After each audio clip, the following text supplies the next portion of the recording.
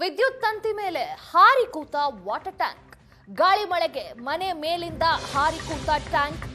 ಗದಗ ನಗರದ ಚವಡಿ ಕೂಟ ಬಳಿಯ ಮನೆಯಲ್ಲಿ ಘಟನೆ ನಡೆದಿದೆ. ಗಾಳಿ ಮಳೆಗೆ ಏನೆಲ್ಲ ಅವಾಂತರಗಳಾಗುತ್ತೆ ಅಂತ ನೋಡಿ. ಗದಗ ನಗರದ ಚವಡಿ ಕೂಟ ಬಳಿಯ ಮನೆಯಲ್ಲಿ ಒಂದು ಘಟನೆ ನಡೆದಿದೆ. ಗಾಳಿ ಮಳೆಗೆ ವಾಟರ್ ಟ್ಯಾಂಕ್ ಬಂದು ವಿದ್ಯುತ್ ತಂತಿ ಮೇಲೆ ಕೂತಿರುವಂತದ್ದು ದೃಶ್ಯದಲ್ಲಿ ನಾವು ನೋಡಬಹುದು. ವಾಟರ್ ಟ್ಯಾಂಕ್ ಕೂರಿಸಿರ್ತಾರೆ ಮನೆ ಮೇಲೆ. ವಾಟರ್ ಟ್ಯಾಂಕ್ ತುಂಬ ಸಾಮಾನ್ಯವಾಗಿ ನೀರಿರುತ್ತೆ. ಪ್ರಾಬಬ್ಲಿ ನೀರು ಖಾಲಿ ಆಗಿತ್ತು, ಆದರೆ ಸ್ವಲ್ಪ ಪ್ರಮಾಣದಲ್ಲಿತ್ತು ಅನ್ಸುತ್ತೆ. ನಿನ್ನೆಯ ಭಾರಿ ಮಳೆಗೆ ಗದಗದಲ್ಲಿ ಈ ಘಟನೆ ನಡೆದಿರುವಂಥದ್ದು.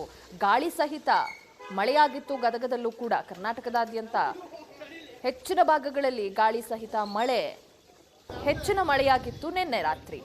ಆ ಮಳೆಯ ಪರಿಣಾಮಗಳನ್ನು ನಾವಿವತ್ತು ನೋಡ್ತಾ ಇದ್ದೇವೆ. ಗದಗ ನಗರದಲ್ಲಿ ಗಾಳಿಗೆ ಮನೆ ಮೇಲಿದ್ದ ವಾಟರ್ ಟ್ಯಾಂಕ್ ಬಂದು ವಿದ್ಯುತ್ ತಂತಿಯ ಮೇಲೆ ಕೂತಿರುವಂಥದ್ದು, ಬಿದ್ದಿರುವಂಥದ್ದು.